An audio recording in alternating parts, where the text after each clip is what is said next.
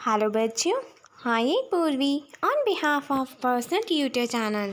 आज हम लोग class 8 social and political science eight civics का chapter number 10 laws and social justice पढ़ने वाले हैं। तो चलो बच्चों शुरू करते हैं chapter. Do you recall the story of a shirt from your class 7th book? We saw there a chain of market linked the producer of cotton to the buyer of a shirt in the supermarket. Class 7th में हमने story of a shirt पढ़ा था। तो उसमें हमने देखा है कि वहाँ पर मार्केट की एक चेन है जिसमें कॉटन प्रोड्यूसर लिंक्ड है बायर जो शर्ट बेचता है उससे। Buying and selling are taking place at every step in the chain. तो उस चेन के हर स्टेप में बेचना खरीदना लगा ही हुआ है। Many of the people directly or indirectly involved in the production of the shirt, the small farmer producing the cotton, the weavers of Arrot or the workers in the garments exporter factory face the exploitation or an unfair situation in the market. बहुत सारे लोग directly या indirectly involve है shirt के production में, जैसे कि small farmers जो कि कॉटन प्रोड्यूस करता है, फिर जो उसको वीव करता है, और जो काम है जो वर्कर्स गारमेंट फैक्ट्री में वर्क करते हैं। Markets everywhere tends to be the exploitative of the people whether as a worker, consumer और the producer.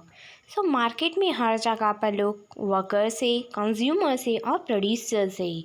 To protect the people from such exploitation the government make certain law. और exploitation को रोकने के लिए government ने कुछ laws बनाए हैं।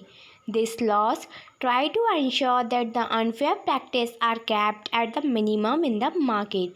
गवर्नमेंट का मानना है कि यदि वो लॉज बनाएंगे तो उस वजह से मार्केट में जो अनफेयर प्रैक्टिस हो रही यानी जो भेदभाव हो रहा है लोगों के साथ वो कम हो जाएगा। So let us take a common market situation where the law is very important. हम एक ग्लोबल मार्केट पढ़ेंगे जहाँ पर लॉज बहुत ही ज़्यादा ज़रूरी है। This is the issue of the worker wages. यहाँ पर मेन इशू है वो है वर्कर वेजेस, यानी लोग काम तो करवा लेते हैं लेकिन उनके वर्कर्स को प्रॉपर वेजेस नहीं देते, प्रॉपर सैलरी नहीं देते हैं। Private companies, contractors, business persons normally want to make as much profit as they can। जो प्राइवेट कंपनीज है, कॉन्ट्रैक्टर्स है, बिजनेस पर्सन है, वो चाहते हैं कि बहुत प्रॉफिट कमाएं, but in the try for profit they might deny workers their right and not pay them wages. और वो वर्कर्स को पे वेजेस भी नहीं देते, उनको पे भी नहीं करते हैं। For example, in the eye of the law it is illegal और wrong to deny the worker their wages. अगर कानून की बात करें तो कानून के लॉ में ये इलीगल है। अगर कोई पर्सन, अगर कोई हायर अथॉरिटी वर्कर को वेजेस पे नहीं करते हैं तो ये इलीगल है, उनके अगेंस्ट केस हो सकते हैं। Similarly to ensure that workers are not underpaid और paid fairly, there is a law on the minimum wages. A worker has to pay not less than the minimum wages. एक और law बनाया है minimum wages का, और किसी भी worker को उस मिनिमम वेज से कम नहीं पे किया जाएगा। The minimum wages are revised upwards every few years. और ये जो मिनिमम वेजेस थी ये कुछ सालों में चेंज होता रहता है। As with the law on the minimum wages, which is meant to protect the worker, there are also the laws that protect the interest of the producers and the consumers in the market. So, जैसे कि minimum wages का law है, उसके अलावा भी कई सारे laws बनाए गए हैं जिससे कि प्रोड्यूसर्स और कंज्यूमर्स जो हैं वो उनके इंटरेस्ट को बचाया जा सकता है। This helps to ensure that the relation between the three parties, the worker, consumer and the producer, are governed in a manner and not exploited. ये लॉ इसलिए बनाया गया है ताकि वर्कर, कंज्यूमर, प्रोड्यूसर के बीच में बहुत ही अच्छा रिलेशन रहे, यानी हेल्दी रिलेशन रहे और उनको किसी भी तरह का भेदभाव ना सहना पड़े। So here is a picture of the worker in a textile mill in Ahmedabad faced with a greater competition from the power looms. A majority of the textile mills closed down during the 1980 and 1990. Power looms are some units with 4 to 6 looms. The owners operate them with the hired and the family labor. It is well known that conditions of the work in the power looms are far from the satisfactory. So, some questioning parts are, why do we need a law on the minimum wages? Minimum wages पर law की ज़रूरत क्यों है? Find out what is the minimum wage for the construction worker in your state. आपके state में construction worker का minimum wages क्या है, क्या तय कर रखा है गवर्नमेंट ने? Do you think the minimum wage for the construction worker is accurate, low और हाई? आपको क्या लगता है कंस्ट्रक्शन वर्कर का जो मिनिमम वेजेस तय कर रखा है वो सही है या कम है और या ज़्यादा है? जल्दी से अपना आंसर मुझे कमेंट सेक्शन में कमेंट करके बताएं। And who sets the minimum wages? Minimum wages कौन सेट करता है? जल्दी से ये सारे क्वेश्चंस आप अपनी नोटबुक में लिखकर या मुझे इसे लिंक के नीचे कमेंट सेक्शन में कमेंट करके बता सकते हैं। अगर आपको कोई भी डाउट है तो आप मुझे कमेंट सेक्शन में भी कमेंट कर देना। हेलो बच्चों, हाँ ये Purvi on behalf of personal tutor channel. आज हम लोग class 8 social and political science एटमेंट सिविक्स का chapter number 10 laws and social justice पढ़ने वाले हैं। तो चलो बच्चों शुरू करते हैं chapter. Do you recall the story of a shirt from your class 7th book? We saw there a chain of market linked the producer of cotton to the buyer of a shirt in the supermarket. Class 7th में हमने story of a shirt पढ़ा था। तो उसमें हमने देखा है कि वहाँ पर मार्केट की एक चेन है जिसमें कॉटन प्रोड्यूसर लिंक्ड है बायर जो शर्ट बेचता है उससे। Buying and selling are taking place at every step in the chain. तो उस चेन के हर स्टेप में बेचना खरीदना लगा ही हुआ है। Many of the people directly or indirectly involved in the production of the shirt, the small farmer producing the cotton, the weavers of Arrot, or the workers in the garments exporter factory face the exploitation or an unfair situation in the market. बहुत सारे लोग directly या indirectly involve है shirt के production में, जैसे कि small farmers जो कि कॉटन प्रोड्यूस करता है, फिर जो उसको वीव करता है, और जो काम है जो वर्कर्स गारमेंट फैक्ट्री में वर्क करते हैं। Markets everywhere tends to be the exploitative of the people whether as a worker, consumer और द प्रोड्यूसर। सो मार्केट में हर जगह पर लोग वर्कर से, कंज्यूमर से और प्रोड्यूसर से। To protect the people from such exploitation, the government makes certain law. और एक्सप्लोइशन को रोकने के लिए गवर्नमेंट ने कुछ लॉज बनाए हैं। This laws try to ensure that the unfair practice are capped at the minimum in the market. Government का मानना है कि यदि वो लॉज बनाएंगे तो उस वजह से मार्केट में जो अनफेयर प्रैक्टिस हो रही है, यानी जो भेदभाव हो रहा है लोगों के साथ, वो कम हो जाएगा। So, let us take a common market situation where the law is very important. हम एक लोकल मार्केट पढ़ेंगे जहाँ पर लॉज बहुत ही ज़्यादा ज़रूरी है। This is the issue of the worker wages. यहाँ पर मेन इशू है वो है वर्कर वेजेस, यानी लोग काम तो करवा लेते हैं लेकिन उनके वर्कर्स को प्रॉपर वेजेस नहीं देते, प्रॉपर सैलरी नहीं देते हैं। Private companies, contractors, business persons normally want to make as much profit as they can.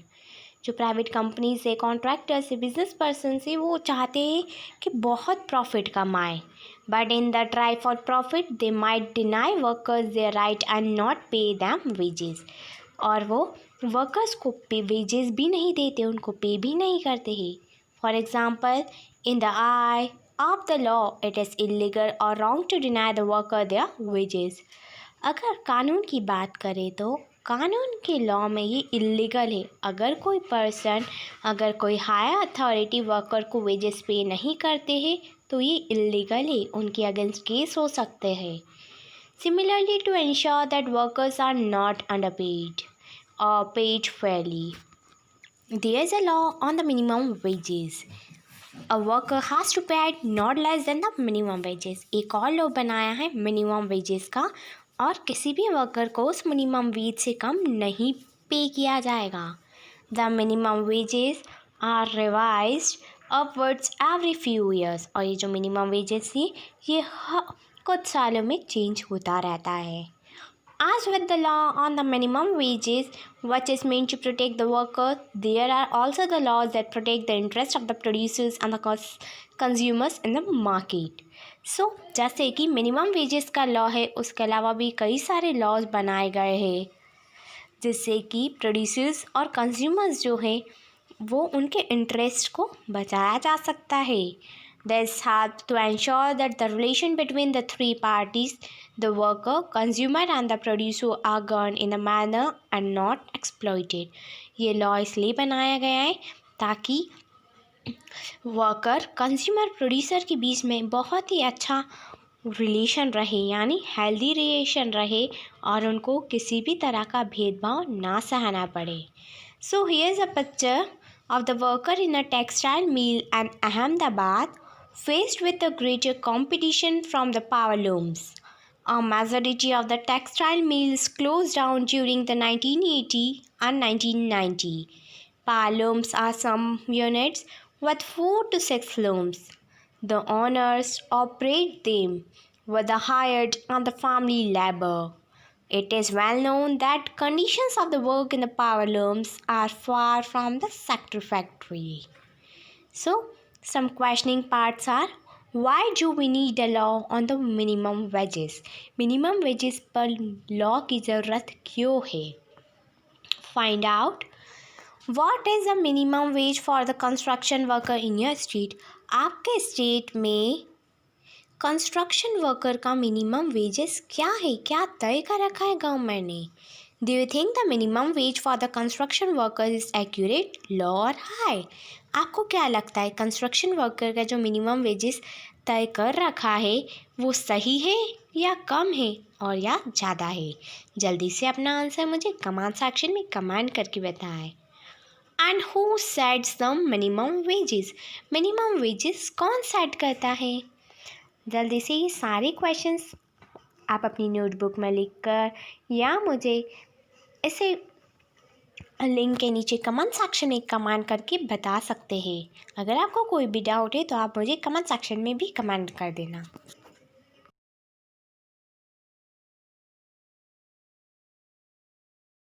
Link the producer of cotton to the buyer of a shirt in the supermarket. Class 7th में हमने story of a shirt पढ़ा था, तो उसमें हमने देखा है कि वहाँ पर मार्केट की एक चेन है जिसमें कॉटन प्रोड्यूसर लिंक्ड है बायर जो शर्ट बेचता है उससे। Buying and selling are taking place at every step in the chain. तो उस चेन के हर स्टेप में बेचना खरीदना लगा ही हुआ है।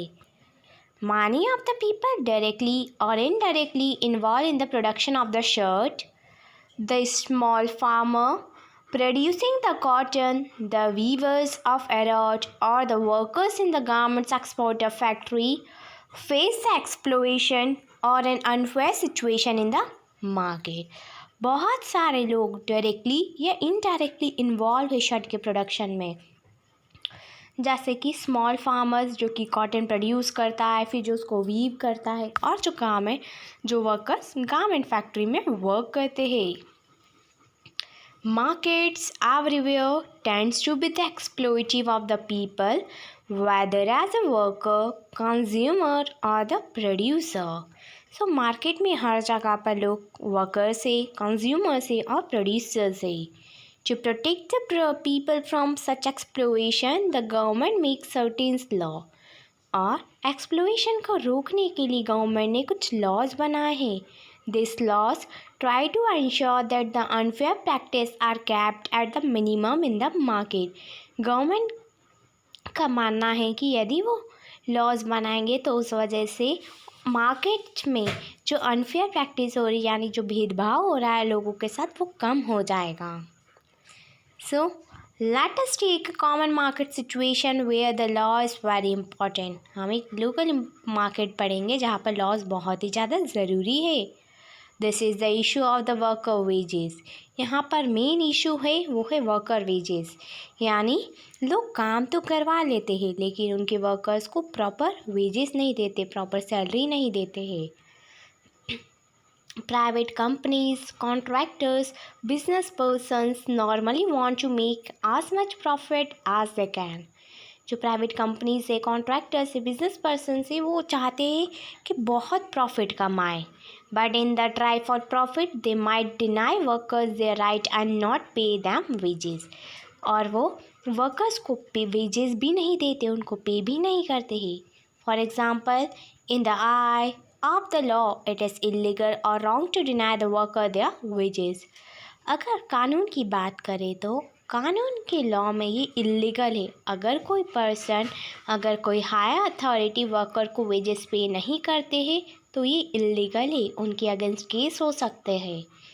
Similarly, to ensure that workers are not underpaid और paid fairly, there is a law on the minimum wages. A worker has to pay not less than the minimum wages. एक और लॉ बनाया है मिनिमम वेजेस का, और किसी भी worker को उस मिनिमम वेज से कम नहीं पे किया जाएगा। The minimum wages are revised upwards every few years. और ये जो मिनिमम वेजेस थी ये कुछ सालों में चेंज होता रहता है। As with the law on the minimum wages, which is meant to protect the worker, there are also the laws that protect the interest of the producers and the consumers in the market. So, जैसे कि minimum wages का law है, उसके अलावा भी कई सारे laws बनाए गए हैं जिससे कि प्रोड्यूसर्स और कंज्यूमर्स जो है वो उनके इंटरेस्ट को बचाया जा सकता है। This helps to ensure that the relation between the three parties, the worker, consumer and the producer, are governed in a manner and not exploited. ये लॉ इसलिए बनाया गया है ताकि वर्कर, कंज्यूमर, प्रोड्यूसर के बीच में बहुत ही अच्छा रिलेशन रहे, यानी हेल्दी रिलेशन रहे, और उनको किसी भी तरह का भेदभाव ना सहना पड़े। So here is a picture of the worker in a textile mill in Ahmedabad, faced with a greater competition from the power looms. A majority of the textile mills closed down during the 1980 and 1990. Power looms are some units with 4 to 6 looms. The owners operate them with the hired and the family labor. It is well known that conditions of the work in the power looms are far from the satisfactory. So, some questioning parts are, why do we need a law on the minimum wages? Minimum wages पर law की ज़रूरत क्यों है? Find out what is the minimum wage for the construction worker in your state. आपके state में construction worker का minimum wages क्या है, क्या तय कर रखा है गवर्नमेंट ने? Do you think the minimum wage for the construction worker is accurate, low और high?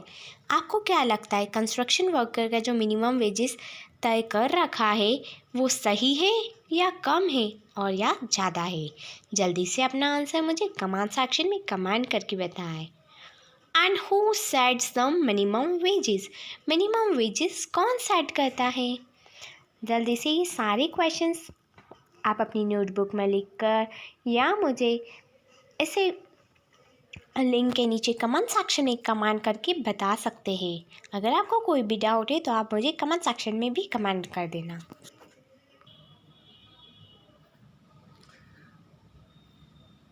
So water are the people of Chennai. पानी और चेन्नई के लोगों के बारे में पढ़ेंगे। Senior government official like the Mr. Ramagopal live in Annanagar, Chennai. This area looked lush and green with the lawns maintained by the generous sparring of water. तो जो सीनियर गवर्नमेंट ऑफिशियल्स थे, यानी जो ऑफिसर्स थे, जैसे कि रामा गोपाल, वो अन्ना नगर चेन्नई में रहते थे। तो वहाँ का जो एरिया था lush and green with lawn maintain by the generous sparring of water, वहाँ का एरिया पूरा हरा भरा लगता था क्योंकि वहाँ पर पानी बहुत ज़्यादा हुआ करता था और पानी की वजह से पूरा एरिया ग्रीन दिखाई देता था, यानी हरा। Bungalows have the tap water for the major part of the day, और वहाँ पर जो बंगलोज थे वहाँ पर टैप्स थे, यानी नल लगे हुए थे। उनको कोई भी प्रॉब्लम नहीं होती थी दिन भर में, जब भी उनको पानी की ज़रूरत हो वो नल चालू करके पानी निकाल सकते थे और उस पानी का यूज़ कर सकते थे। On days when the water supply is inaccurate, Mr. Ramagopal speaks to the senior officer whom he knows in the municipal water board, and a water tanker is easily arranged for his house. So, अगर कभी उनको पानी ऐसा लगता था कि पानी की सप्लाई प्रॉपर नहीं है, एक्यूरेट अमाउंट में पानी नहीं आ रहा है, तो वो उनके सीनियर ऑफिशियल को बोलते थे जो कि म्युनिसिपल वाटर कॉरपोरेशन में है, तो वो वाटर टैंकर यानी एक टैंकर भिजवा देते थे ताकि उनकी जो प्रॉब्लम है वो सॉर्ट आउट हो जाए, यानी उनको पानी प्रॉपरली मिल जाए। Like most areas of city, Subramanian apartment in the Mylapore suffers from the water shortage. कई सारे एरिया थे जहाँ पर पानी की कमी थी, जैसे कि यहाँ बताया है Subramaniam apartment in the Mylapore. This area gets municipal water once in 2 days। यहाँ पर म्युनिसिपल पार्टी की तरफ से पानी दो दिन में एक बार आता था। So a private borewell meet some of the resident water need. So बहुत सारे लोगों ने प्राइवेट बोरवेल कर रखा था ताकि वो अपनी नीड को फुलफिल कर सके। Borewell water is however backward so that the residents used it ate it in their toilets and for the washing. For other uses, water is purchased from the tankers. Subramaniam spends up to 500 to 600 per month on buying the water from tanker. Subramaniam महीने के 500 से 600 रुपये खर्च करते थे water tanker मंगाने के बस। So for drinking water, residents have installed the water purification system in their homes. So पीने के पानी के लिए उन्होंने अपने अपने घरों में वाटर प्यूरिफिकेशन सिस्टम लगा लिया था ताकि पानी प्यूरिफाई होकर आए। अगर पानी गंदा भी है तो वो प्यूरिफाई होकर आएगा और वह प्यूरिफाइड वाटर को यूज़ कर सकते फॉर ड्रिंकिंग।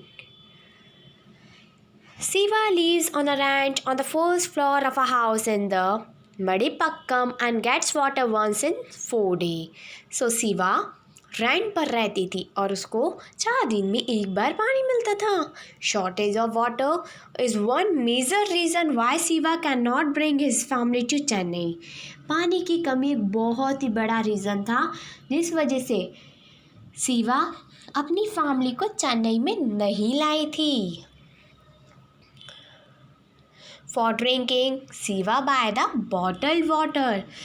पीने के पानी के लिए सिवा बॉटल लेकर आती थी, पानी की बॉटलें ले आती थी और उसी से अपना गुजारा करती थी, यानी उसी से वो पानी पिया करती थी। Padma works as a domestic helper in the Saidapet and lives in the nearby slum. So Padma domestic help थी और जो कि आसपास के स्लम में यानी आसपास की झोपड़ी में ही रहा करती थी, चौल में रहती थी वो। She pays a rent of 650 for the hutman which has neither a bathroom nor a tap connection. तो वो अपने रेंट के 650 देती थी एक हटमैन को जहाँ पर ना ही बाथरूम था और ना ही टैप कनेक्शन यानी पानी के नल का कनेक्शन था। For 30 such hutmans there is a common tap at one corners and which water comes from the wall well for the 20 minutes twice daily. सो वो बताती है कि वहाँ पर जो 30 बस्तियाँ थी, सभी के लिए कॉमन टैप था, कॉमन नल था उस गली के कॉर्नर पर, जहाँ पे पानी आता था सिर्फ 20 मिनट के लिए, लेकिन दिन में 2 बार. A family gets to fulfill a maximum of 3 buckets within this time. The same water is used for washing and drinking. जो पानी बोरवेल से आता था वो ही वॉशिंग में भी काम आता और वो ही ड्रिंकिंग में भी काम आता था. In the summer, the flow becomes a trickle so that one family gets water only at the cost of another. People have to wait longer hours for the water tankers. Now here are some questions. So you have seen the 4 situation illustrated above. हम लोगों ने 4 अलग अलग situation देखी. Based on this, what impression do you get of the water situation in Chennai? So उन situation को देखकर आप क्या बताते हैं कि चेन्नई की सिचुएशन कैसी है.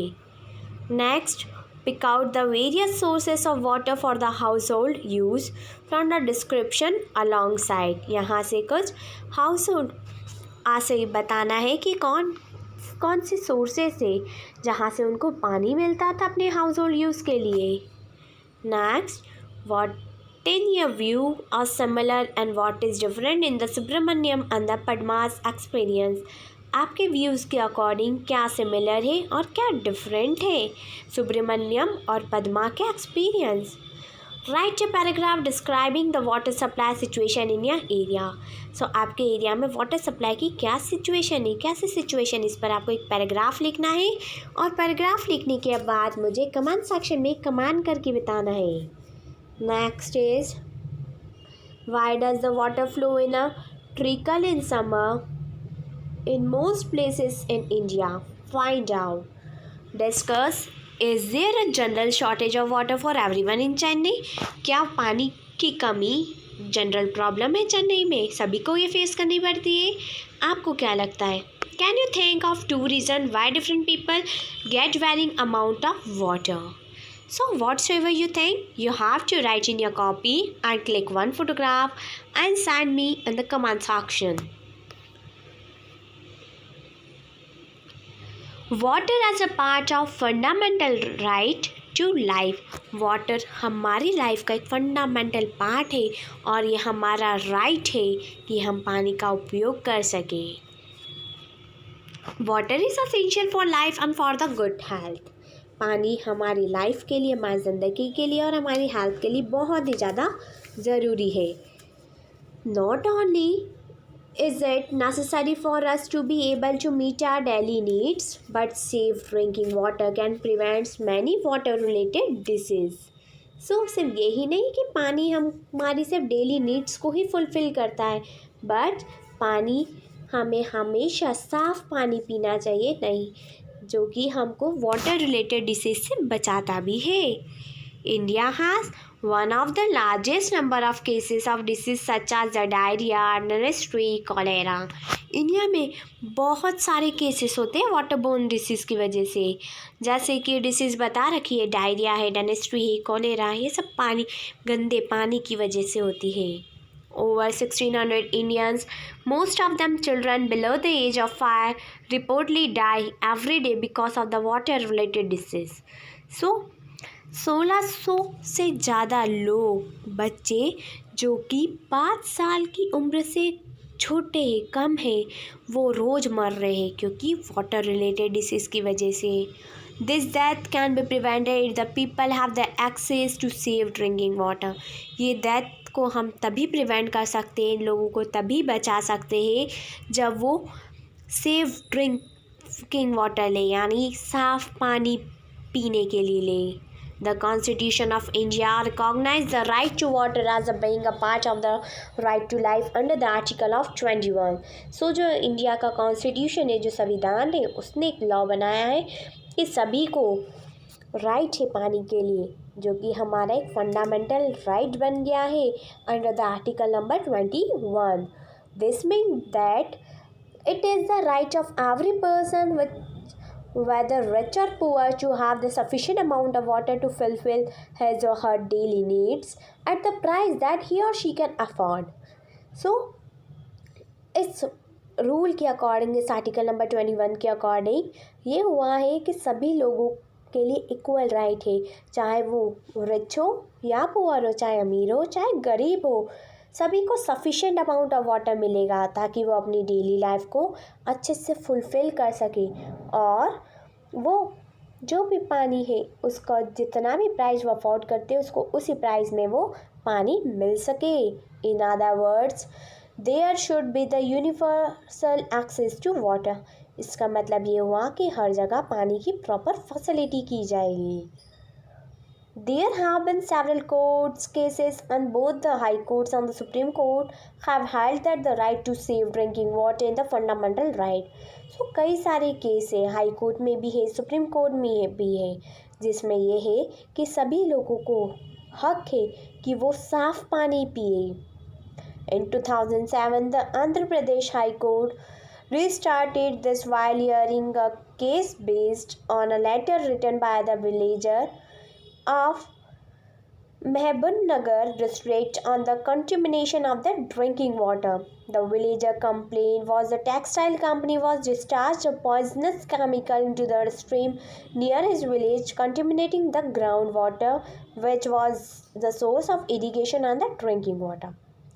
उन्होंने बताया कि 2007 की बात है, आंध्र प्रदेश हाई कोर्ट में केस लगा था जिसमें उन्होंने बताया कि एक फैक्ट्री है वो अपना कंटेमिनेटेड वाटर, यानी जो वहाँ से केमिकल्स निकल रहे, पॉइजनस केमिकल्स निकल रहे हैं, वो पानी में निकाल रहे हैं, जिससे कि ग्राउंड वाटर पूरा कंटेमिनेट हो रहा है, यानी गंदा हो रहा है. और वो जो विलेजर्स है वही पानी का यूज़ करते इरिगेशन में, खेती बाड़ी करने में भी और पीने के लिए भी. ये केस लगा था कि वो लोग केमिकल्स, पॉइजनस केमिकल्स पानी में ना छोड़े. द जज directed the Mahabubnagar district collector to supply 25 litre of water to each person in the village. तो वहाँ के जज ने डिसाइड किया कि महाबूबनगर डिस्ट्रिक्ट के कलेक्टर को बोला गया कि सभी के घर पे, हर एक पर्सन के घर में जो भी विलेज में रहते हैं, सभी को 25 लीटर पानी दिया जाएगा. आशा जज ने डिसीजन लिया.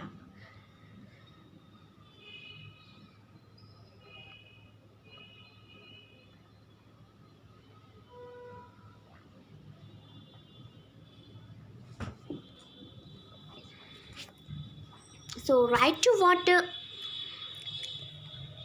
entitles everyone to sufficient, safe, acceptable, physical, accessible and affordable water for the personal and the domestic use.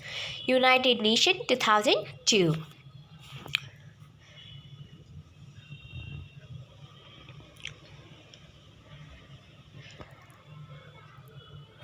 Public facilities. Public की क्या क्या फैसिलिटीज़ है? Like water, there are other essential facilities that need to be provided for everyone. Last year you read about two other such facilities, health care and the sanitation. पानी के अलावा भी हमारे पास कई सारी ऐसी फैसिलिटीज़ है जो कि सभी को मिलनी चाहिए.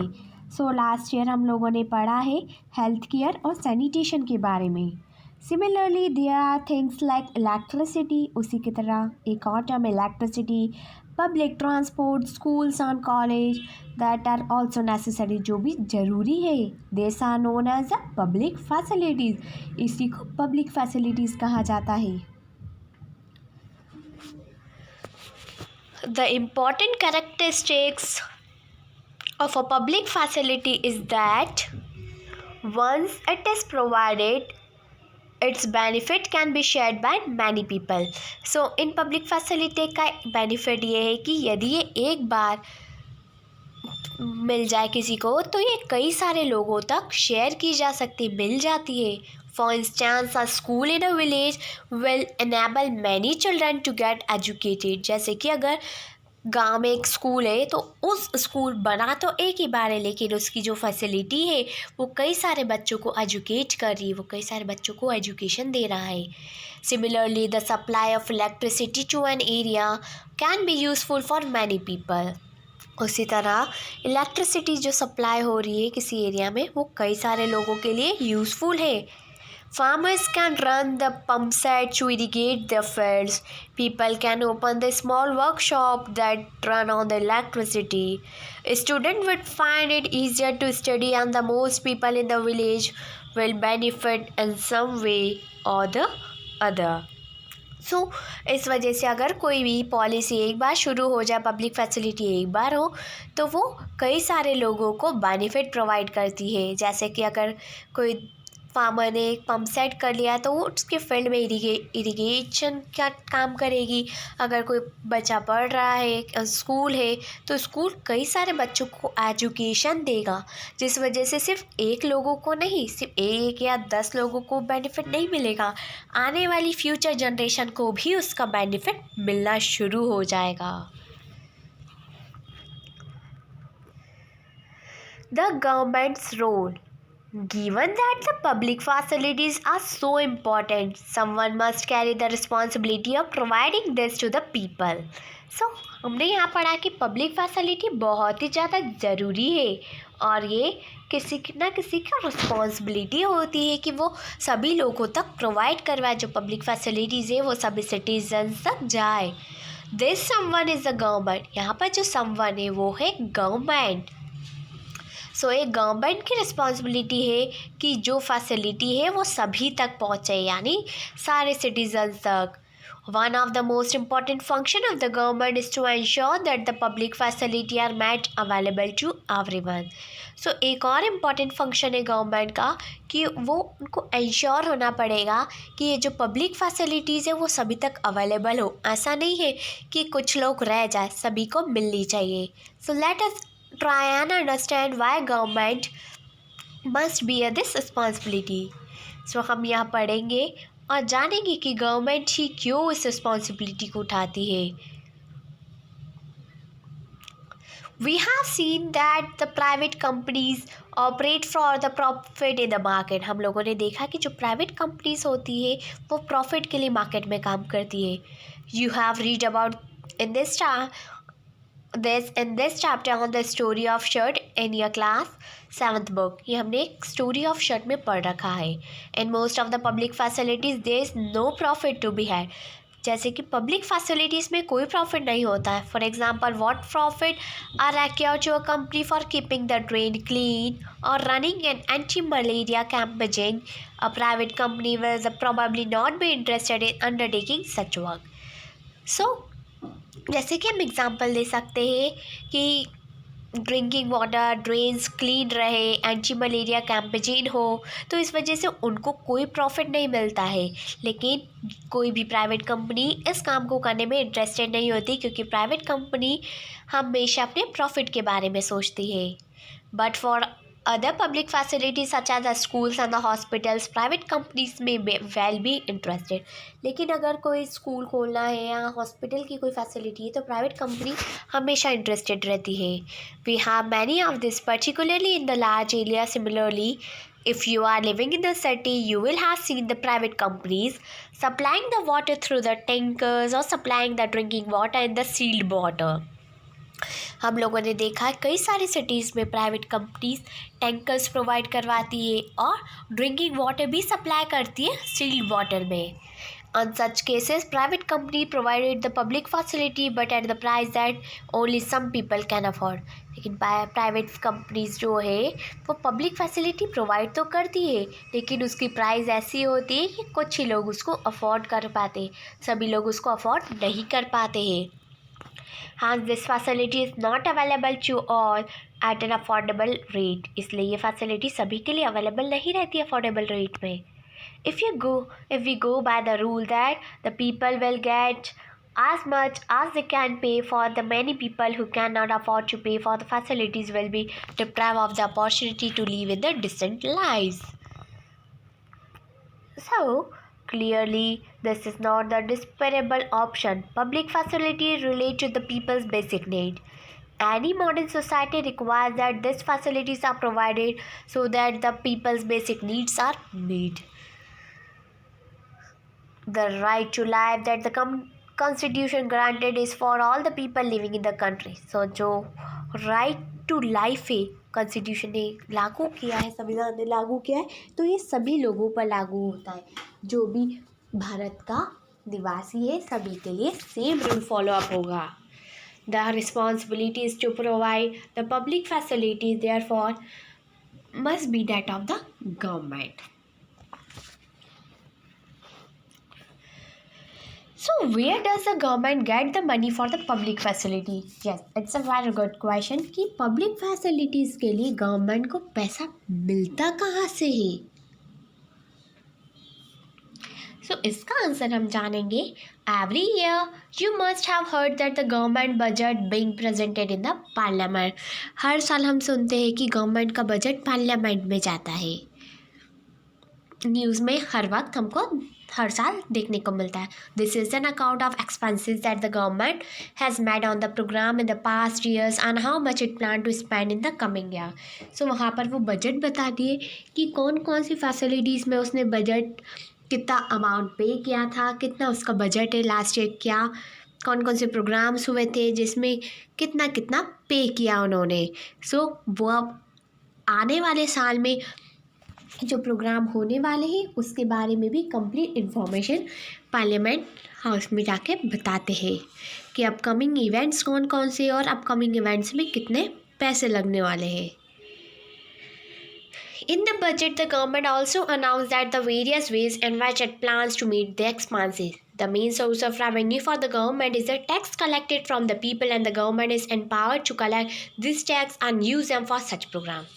So, जो main source of revenue है उनका, तो वो हम ही लोगों से यानी जनता से जो टैक्स कलेक्ट करते हैं वहीं से उनको पैसे मिलते हैं. टैक्स कलेक्ट करने के बाद वो हमारे ही पैसे हमको फैसिलिटीज़ के रूप में दे देते हैं. For instance, to supply the water, the government has to incur the cost in the pumping water, carrying it over the long distance, laying the down pipes for the distribution, treating the water for impurities, and finally collecting and treating the wastewater. It means that the expense is partly from the various taxes that it's collected and partly by charging a price. The price it's set so that the people can afford a certain minimum amount of water for their daily use. Here's the chart of central government supply money on the rupees goes to. So states share of tax and duties 24 paise, interest payment 18p, central sector scheme 10p, central sponsor scheme 9p, defense 9p, subsidiaries 9p, finance commission and the other transfers 8p.